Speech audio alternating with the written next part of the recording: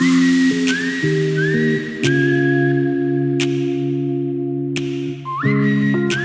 everyone, this is Edna again, coming to you from Phoenix, Arizona.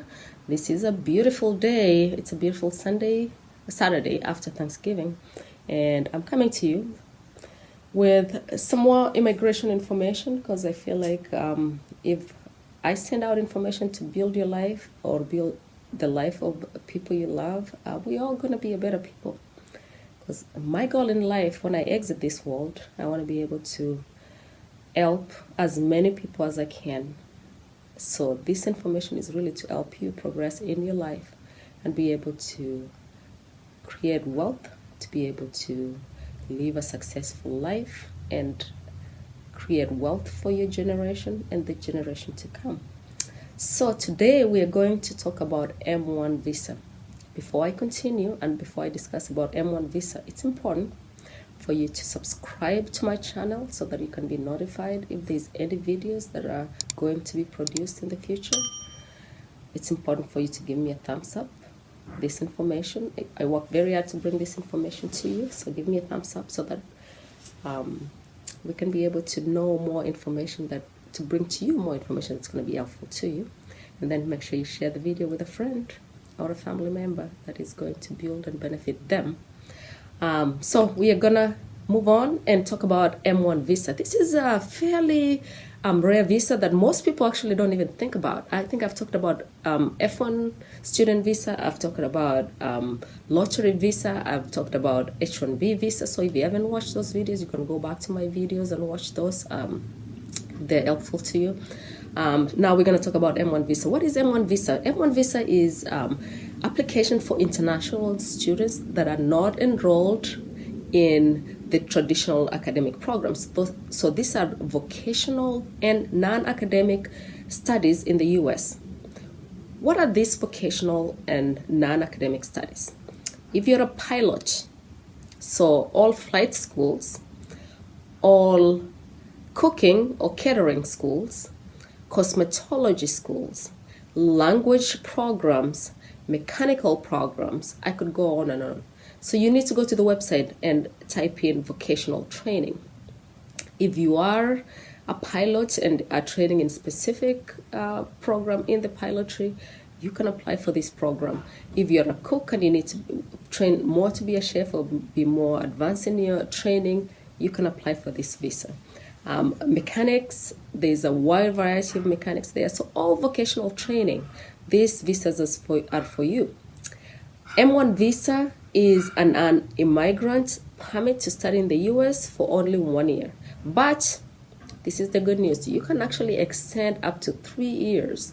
You just have to get here on the M1 visa and then you're allowed to extend your visa up to 3 years. So you can stay in the US for up to 3 years under M1 visa. Okay, M1 visa students are only allowed to study in the US part-time for up to 6 months. Any other time you need to be enrolled in a full-time program. So you will go in and search for a program of your choice, a vocational training program or non-academic program. You will submit an application. After that, you will upload your documents. As a student, as M1 student, like I said, you need to be a full-time student. You can be allowed up to 6 months, and I think that's more for practicum purposes, up to 6 months of studying part-time. And then you can actually transfer. If you get here and you get to a school, and let's say that school is not offering what you wanted to do, you can transfer to a different school within the first 6 months of your program. After that, you need to be able to finish your program. It's a very short program. It's only 1 year. You can extend it up to 3 years, and after that you can apply to be able to transfer to another school or extend it to another more training under M1 visa. All right, to meet the M1 visa requirements, you need to be accepted into a program, an institution that has the SEVP institution. So immigration in this country has only approved specific schools to offer international student visas.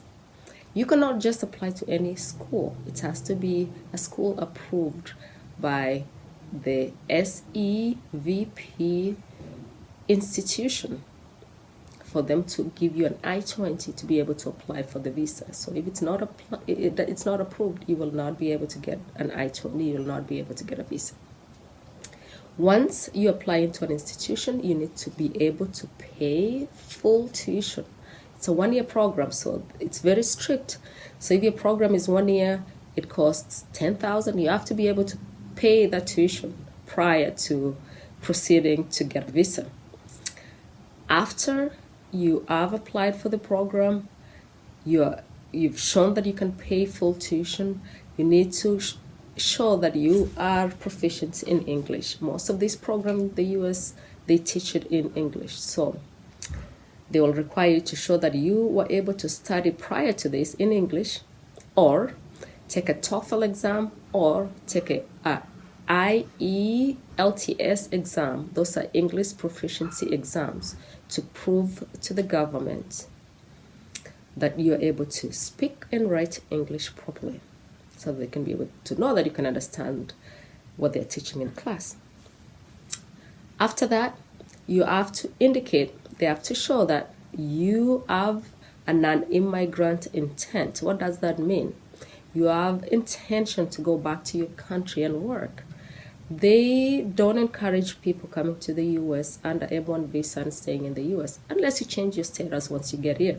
But when you're entering, they want to have something that proves that you have ties with your own country that you're going back to. You have family back there, you have maybe resources that you're attached to, you have a job that you're going to go back to. So just show that you have strong ties with your country of origin. It's important for them to see that, to be able to approve for your M1 visa. After that, it's important for them to also know that you are able to financially support yourself. So they will need a bank statement. It varies in amount, but an healthy bank statement that shows that you have an amount in your account to be able to sustain yourself financially during the program. They don't want people coming into the country, definitely, and being stuck financially and not being able to go to school, they don't want international students to burden the system. That is just the bottom line. So you need to have an healthy bank statement to show during your interview that you're able to financially support yourself. Once you've submitted the application, you've been approved by the service, you have English proficiency, you have an healthy bank statement that shows that you can pay for your student fees and you're able to maintain yourself financially in the US, then you can now apply for your visa. Some of the documents needed to apply for the visa is your I-20, so you've submitted your application to the SEVP institution. They will give you an I-20. Once they give you an I-20, you will need to file what they call DS-160 form application. That is the visa application form. When you apply for the visa application, M1 visa application form, you'll need to pay $160. This is a non-refundable fee. You'll pay that fee during the application. Make sure you pay for it. If you apply and you don't pay for the fee, your visa application is not going to be processed. So it's DS-160 application form. You pay $160 for that. During that time also, because every institution that is approved by SEVP has to be registered, you will need to pay what they call a service fee, which is SEVIS fee, which is a good amount. It's $350. Both those fees, $160 for the visa application and $350 for the service fee, is non-refundable. Okay? After you've paid those fees and your applications have been approved, they will schedule you for an interview for the visa application. During the interview, you will need to bring all your supporting documents, your bank statements, your I-20, your service fee. When you apply for service, make sure you print a receipt with you. They'll need a copy of that receipt. They'll also need a copy that you pay of your receipt that you paid for the visa, and your bank statements, original bank statements.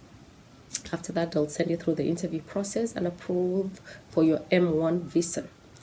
Your M1 visa is going to allow you to come to the United States to study for any vocational training or non-academic training program for 1 year. You can extend it up to 3 years, and after that, it will improve your life.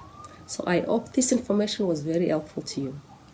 It's a very rare visa, but I think that it's very underutilized. More people apply for F1 status than M1 status. And if you are somebody that's been in the field for a while, you need to increase your education past where you are. Might be a training for you. This might be a visa for you to come to the U.S. M1 visa, I hope this information was helpful for you. If it was, make sure you give me a thumbs up. Make sure you subscribe to my channel so that you can get more videos that's going to be helpful to you. And send this video to a friend. Until then, God bless you.